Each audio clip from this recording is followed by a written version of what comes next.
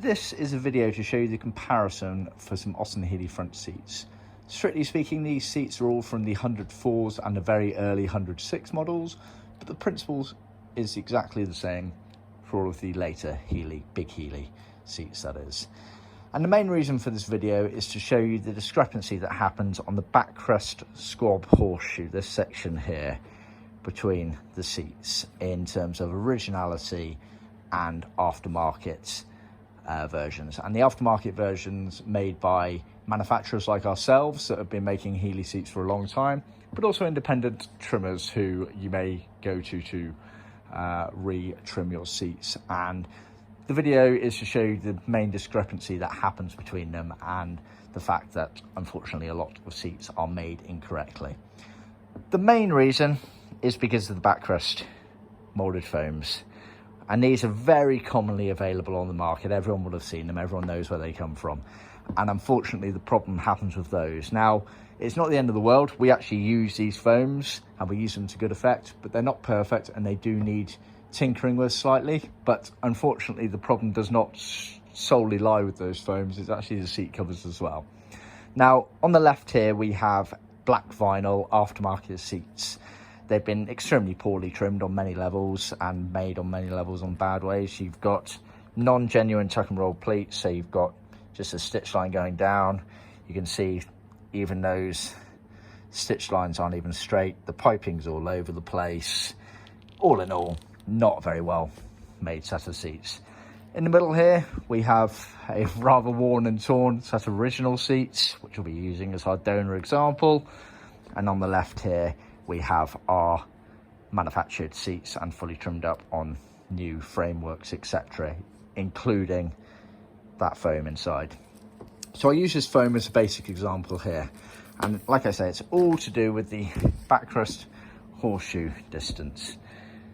If I take a measurement from there round, you'll see it's about 10.5 centimetres, just over 10 centimetres, which I've just sketched on there. If I go to the original seat,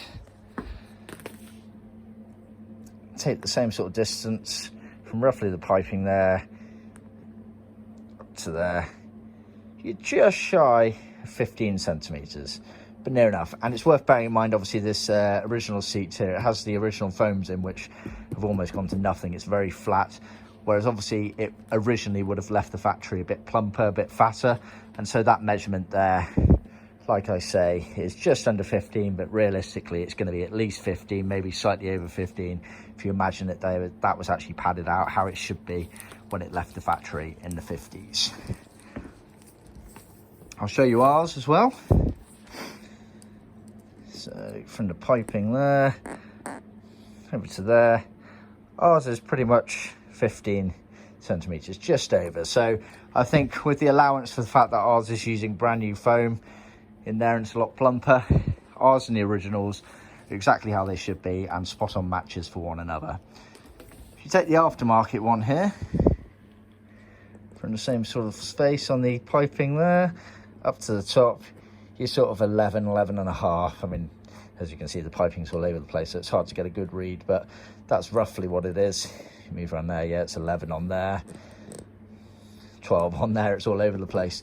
But either way, you're missing a good sort of 2.5, 3 centimetres almost on the distance of the horseshoe compared to the originals and our covers. And the problem with that is you've got two avenues.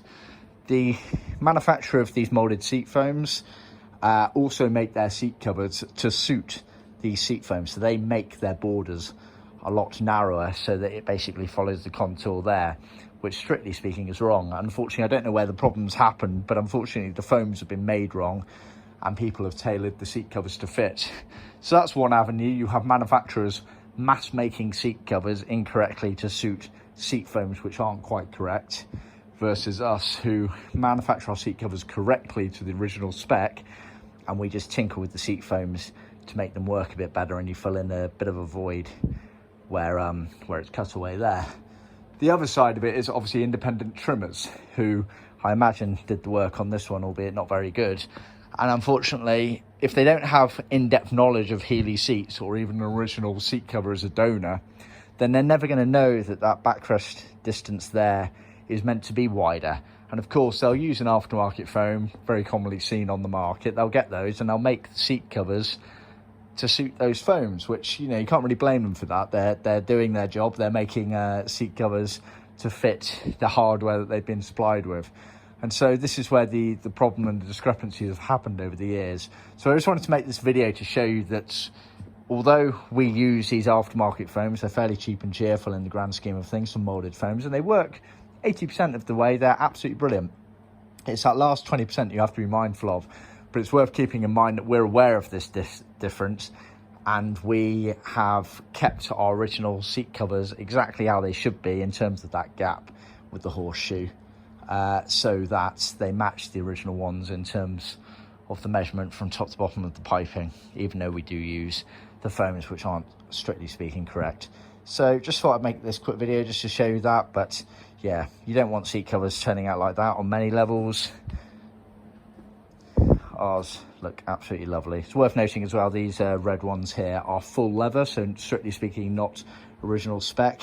Even the backrest backs down here, this is all leather here, got all the hide in there. Even the surrounds there have been made in leather, so strictly speaking not correct for the Healey range, where on the Healey range they were referred to as leather, but they were actually leather faced, because this area here was vinyl, Rexon, leather cloth material, whatever you want to call it, as were the base areas there. See our website for more details.